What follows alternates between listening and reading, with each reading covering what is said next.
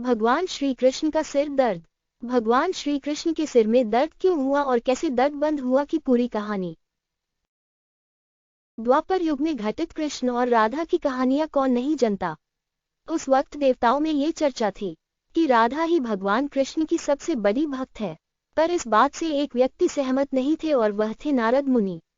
वो अपने आप को ही भगवान कृष्ण का सबसे बड़ा भक्त मानते थे, पर देवताओं में राधा रानी के विषय में चर्चा सुनकर उन्हें जलन महसूस होने लगी थी।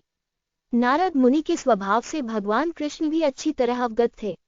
एक दिन नारद मुनि कृष्ण भगवान से मिलने द्वारिकापुरी गए थे। उन्हें आता देख भगवान श्री कृष्ण अपना सिर पकड़कर बैठे गए। मुनिवर ने उन्हें देखते ही पूछा, क्या हुआ प्रभु, आप यूं सिर पकड़कर क्यों बैठे हैं? उस पर द्वारिकाधीश ने उत्तर दिया, मुनिवर आज हमें सिर में बहुत पीड़ा हो रही है।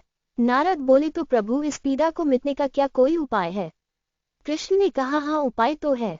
अगर मेरा सबसे बड़ा भक्त अपने चरण धोकर उसका चरण अमृत मुझे पिलाएगा तो मेरा सिरदर्द पल भर में ठीक हो जाएगा।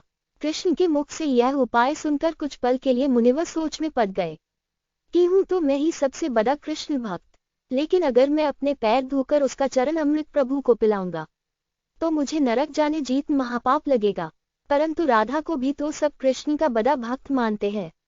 इतना सोचने के बाद भगवान कृष्ण से आज्ञा लेकर नारद तुरंत राधा रानी के महल में जा पहुंचे और उन्हें प्रभु के सिर में हो रही पीड़ा एवं उसके उपाय के बारे में वृतांत सुनाया।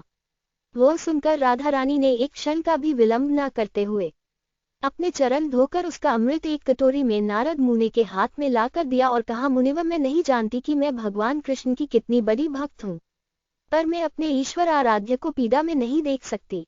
राधा के मुख से वह सच्चे भक्ति भाव के शब्द सुनकर नारद मुनि की आंखें खुल गई और वह समझ गए कि राधा रानी ही कृष्ण की सबसे बड़ी भक्त है और प्रभु श्री कृष्ण ने ये लीला मुझे समझाने के लिए रची थी।